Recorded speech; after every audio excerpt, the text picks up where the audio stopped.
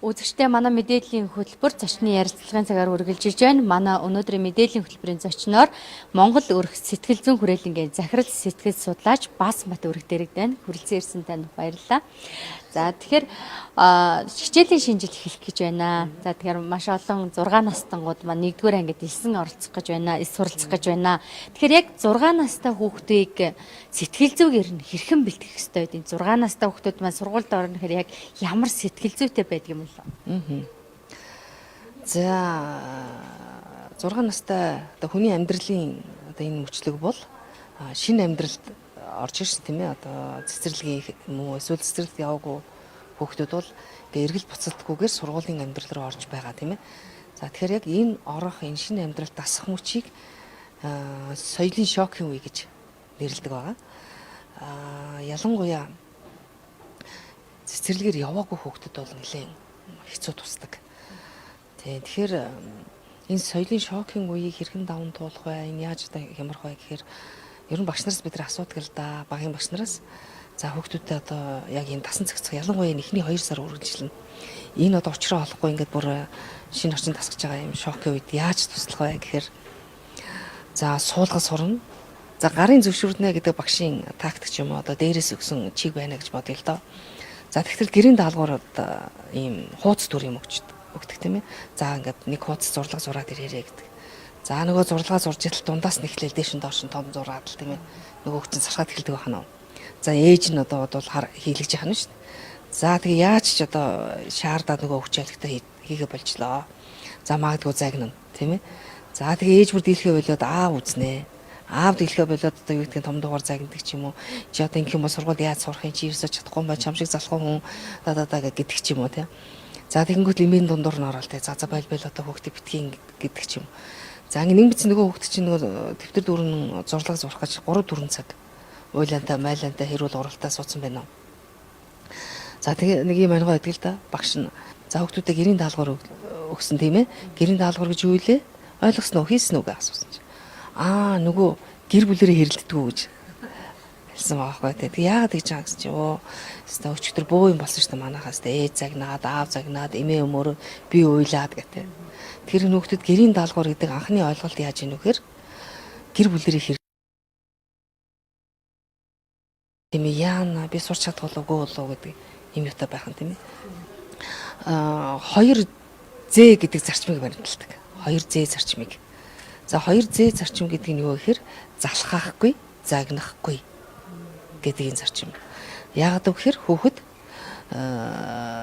сургуульд ороод одоо энэ хямралыг буюу даван туулах, амжилттай даван туулах үр дүн юу вэ гэхээр би чадна эсвэл чадахгүй гэдэг энэ хоёр асуултанд хариулагддаг байна.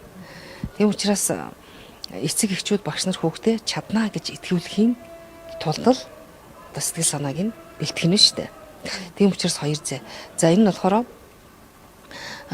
залхахгүй, загнахгүй гэж аам чинь гэрийн даалгавар өгөх хэрэггүй гэж л гэдэг. Тэ. За хэрвээ өгье гэж бодох юм бол одоо юу гэдгийг зурлагын нэг 3-5 мөр. Тэ эхнийх нь мохоо ижуулна, хоёр дахь нь арай дээр, гурав дахь нь хамгийн сайн хэлбэр. За тэгэл болоо амьдралын үргэлжлэх жишээтэй. Эснийх нь онцлог тохирсон даалгаврыг өгөөл гэсэн. Тий, ер нь бол залхахгүй байх гэдэг нь мангийн чухал. Өөрөөр хэлбэл багштайраа орлоо дахиад нэг хүнд ээнэгшин дасаж тэ нэг хүнд хайрлагдах гэж тэр хүн чинь хайрлагдаж үнэлэгдэж актив тийм орчинд орж иж чинь тийм ээ. Тийм учраас тэр багш эхний өдрөөс эхлээл залхаагаад л тийм үү. Тэгэл гэртээ очиж гэрийн даалгавар хийх гэж загнаад л ингээд ирэхээр л хөөхин сургууль гэдэг чинь хэцүү юм байна. Хөөх би юм чадахгүй юм шиг байна. Тэгээ энэ хүмүүс бүгд муухай ааштай болж байна. Бүгд одоо стресс чинь юу гэдгийг тийм ээ. Ингээд ойлгоод ирэх юм бол тэгээ өдөр болгоны ачаалаг аваад ирэх юм бол хүүхдийн нөгөө стресст орж эхэлдэг тийм ээ. За дээрэс нь дасан зохицох хямралаас гадна бүр неврозны одоо өөрчлөлтүүд ордог ч юм уу. Шүн нойрондоо мууддаг ч юм уу. Эсвэл шүдэ хавирдаг болдог ч юм уу. Тийм ээ. Зарим нь одоо бүр ингээ хамар нь битүүрээд хамрын доторх одоо салс нөх өөдөг ч юм уу. Хөлөрдөг байдаг тийм ээ. Ийм шин сэмтгүүд илэрдэг хэлдэг. Тэгээ ялангуяа ингээ 11 12 сарын үеэр хит ингээ хүүхдийн ачаалаар дараад ирэхээр тийм учраас одоо сэтгэл зүйн үүднээс бол хүүхдийг юу гэхээр залхахгүй байх нь бол номер 1. Тэгэхээр эхнээсээ л тоглоомын аргаар тоглонгоо суралцаал тэгж яхтаа л би чадах юм байна. Хүүхд сургуульд явах чинь ямар гоё юм бэ гэдэг ойлголтыг төрүүлээд одоо юу гэдгийг эхний 3 мөр бичсэн байхад эхнийх нь мохоо сүүлийг сайжирч тэр харж гин үү? Чиний гар зөвсөрч гин, чи улам сайжирч гин гэх байдлаар эцэг их багш нар нь аль аль нь тэгж ажиллана гэсэн. Өөрөөр хэлбэл одоо энд ажиллаж байгаа хүмүүс гэр эцэг эхэнч тэр багш нь тэр чи чадаж байна. Яг ингүүл чадах гээд байна гэдэг энэ одоо мэдрэмжийг ихтгэл үнэмшлийг өдөр бүр хорон бүр өгж явах хэрэгтэй. Гэхдээ хүүхэд үнэхээр чадахгүй байхад тэгээ худлаа чадчих гэсээр гад 3 дугаар анги хүртэл бичиг үсэг сурахгүй байж бас болохгүй. Тэгэхээр өдөөс ингээд жижигхэн алхамаар л дасгалжуулагчийг ажиллаад тэр агцыг яаж мэдрүүлэх үү, тэр агцыг хүүхэд нь өөрт нь сайн тодорхойлж ойлгуулад ирэх юм бол хүүхэд итгэл төрхнө шүү дээ. Тийм учраас 2 дахь зарчим нь бол 2А гэж байгаа.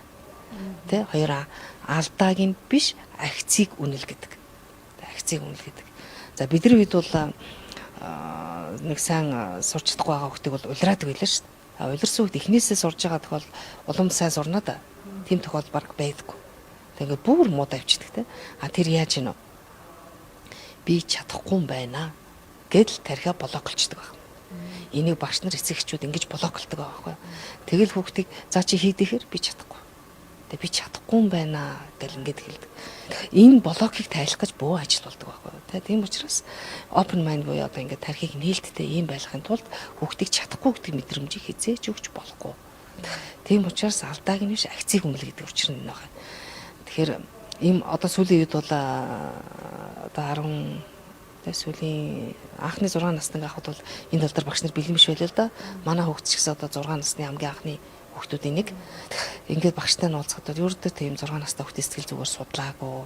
Энэ хүүхдэд яах вэ хүүхд гэнгүй. Дээрээс амар хичээл шахацсан. Тэрийг л сурах ёстой гэж ерөөсө багш нь ядраал, хүүхд нь ядраал бүр сүлдээ бүр ингээл хичээлхээс нэг хүүхэд чинь бүр үзэн ядгаар болж байгаа байхгүй. Ингээд бүр гэр бүлэрээ боо юм болж шээ. Тэгээд танах хүүхдэд даалгавар хэлэхгүй байна гэхэргүй. Энэ чинь энэ бүр энэ хичээлээ дургу болох гэдэг энэ говь тийм байхгүй хэвээр нэр хэлэх хэвээр гэл тэ. Ийм байдалтай байсан. Тэгэхээр ердөө гол юм хэлэх гэдэг нь юу гэхээр би чадах юм уу чадахгүй юм уу гэдэг 2 салаа зам дээр л энэ хүүхдийг бид ихтгэл төрүүлэхийн төлөө ажиллаж байгаа. Тэгэхээр мэдээж чадна гэж итгүүлэхийн тулд 2 зэ залхаахгүй, загнахгүй. Нөгөөх нь алдааг нь биш агцыг үнэлнэ. За ингээд 3 дугаар ингээд орохдоо жинхэнэ сургуулийн сурагч болж төлөвч байна. Энэ амьдрал тасан цогцож байна гэсэн. Эхний жид бол үнэхээр уучраа олохгүй одоо би чадах юм болов багш намайг яаж хайрлах бол багш намайг яаж магтах бол манай найзууд намайг одоо хүлээж авах бол тийм ээ гэдэг ийм одоо хүлээлт юунууд нөхцөл байдалд одоо яаж байр суурь эзлэх гэж зовдөг байна шүү дээ. Тэгэхээр энэ үед нь багш бол маш найрсаг хандах учиртай. Тэгээ багш найрсаг хандах учиртай. Яагаад тэгэхээр багшид энэ шиг замаар эрдэнэ ном дуртай болох уу юу гэдгийг шийдэгдэг байна. Жишээлбэл одоо ээж аавдаа энэ шиг замаар энэ хорвоод би чухал үнцэнтэй хүн үгүй юу?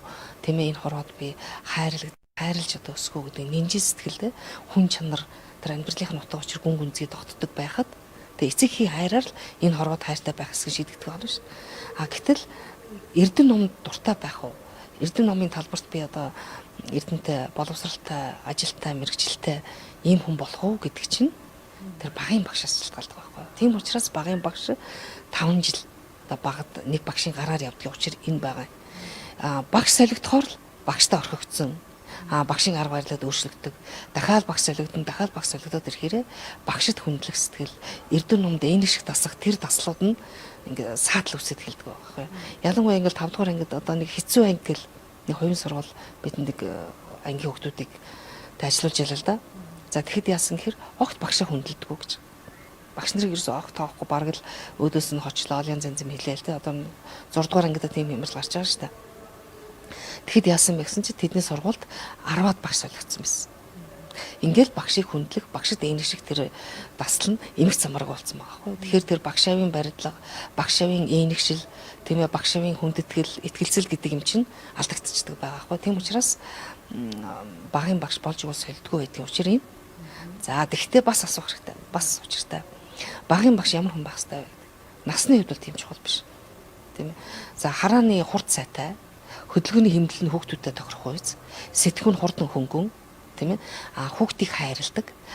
Хүүхдэд эрдэнэ ном заахын тулд ажилдаа хачих туртаа байхдаа дараагийн ур чадварыг эзэмшиж чадна. Гэтэл манайхан бол ингэдэг маш их шахдаг. Тийм үү?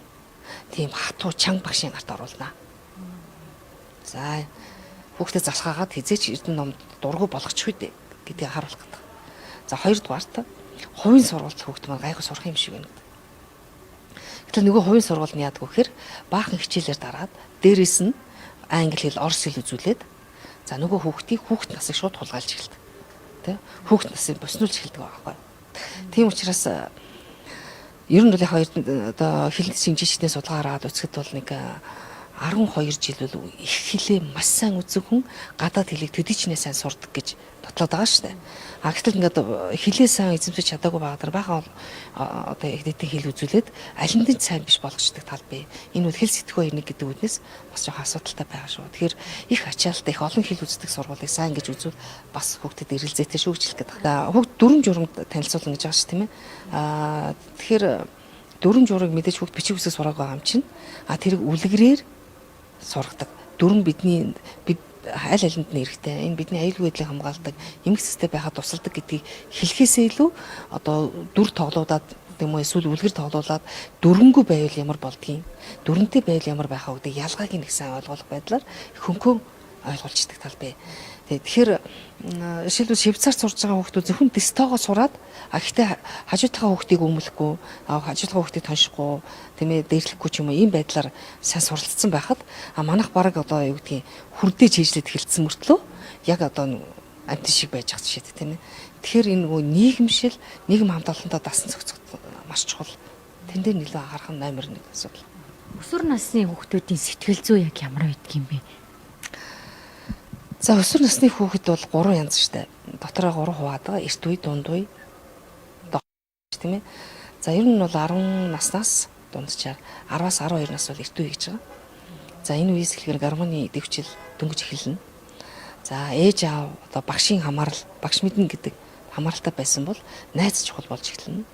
За бие дааж өөрийн гэсэн хүрээлэл, өөрийн гэсэн практик бий болгож тэр дундаа би хинбэ гэдгийг тань мэдэх юм чухал үе ирдэг байна. За тэгээд янз янзын дуулан сексрээр орж гарна, янз янзын найзуудаа нийлж сална тийм ээ. Энэ бол зөвхөн өөрийгөө олгож байгаа хайлт гэсэн. Тэгэхээр энд бол эцэгчүүд бэлэн байна гэсэн. За хоёрдугаарт бол дунд үе 13-аас 15 нас тийм ээ. Энэ бол одоо гормоны идэвхжлэмжийн одоо оргил үе гэж үздэг. За эсрэг хүүсэнд харлаа бас сонирхож эхэлнэ. Хандуулна. За сэтгэл хөдлөлийн үед бол огцон зочмог ийм болдог.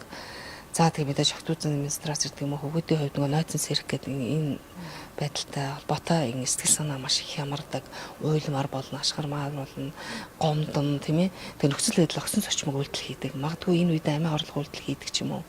За эсвэл зүгээр найз болъё гэх юм бол андгаа тангараг тавьж найзалдаг ч юм уу. Гэт ямар нэгэн зүйл дандаа хэтрүүлсэн хариулт үзүүлдэг. Ер нь сэтгэлийн хамгийн тогтворгүй динамик өндөртэй үе. Энэ үеийг нь тэнцвэржүүлэхийн тулд тэр тархины брокколин төв гэдгээс нь залхуурлын гормон ялгарч энийг тэнцвэржүүлж идэг байх нь. Тэгэхээр энэ үед бол эцэг эхчүүд бэлэн байх хэрэгтэй гэсэн үг тийм. За намайг тайвар, надад итгэж, тийм би мэдэж гин гэдэг ч юм уу. Ийм байдлаар хариу үйлдэл үзүүлдэг, би даах байдалтай болж штэ тийм ээ. За хожим үе нь болохоор би ямар авиас бэлэгтэй юм, ямар ажил мэргэжилтэй болох уу, ямар одоо ажил хийдэг болох уу, ямар гэр бүлтэй болох уу, хаана амьдардаг болох вэ гэдэг энэ 5 асуултанд хариулт хүлээж идэг. Энд нь хариулт өгчих юм бол тэр тухайн хүүхд өөрийгөө олоод ирэхээрээ одоо чигээрээ яваад эхэлдэг байна уу. За тэгэхээр өсвөр насны явд хүүхдийн ийм их одоо динамиктэй ийм үед нь бол мэдээж хүүхдийг ингээл айхтар хашгираа, загнаа, шийтгэхэд байхаасаа илүү өөрт нь сонголт өгөөд сонголт нь алдаатай байсан ч тэр алдааныхаа гашууныг өөрөөр нь амсуулах байдлаар сонголтонтой хариуцлагатай байхаар ажиллах нь их чухал гэж үзэж байгаа. Нөгөө талаас энэ янз бүрийн нөгөө одоо алдагдал эрсдэлд орохоос сэргийлэх гэвэл авиас бэлгийн тодруулаад, сонирхлын тодруулаад тэрэнд нь тохирсон хоббитэй болгоод тэнд нь донтуулж болно. Стихийн бол нөгөө PCMS одоо янз янзын юм донтох гэдэг тал бий тийм ээ. Тэр сэргийлэх хэрэгтэй. За баярлалаа. Үзэгчдээ манай мэдээллийн хөтөлбөрийн зочноор Монгол өрх сэтгэл зүйн хүрээлэнгийн захирал сэтгэл судлаач Баасан Бат оролцлоо. Анхаарал хандуулсанд баярлалаа үзэгчдээ.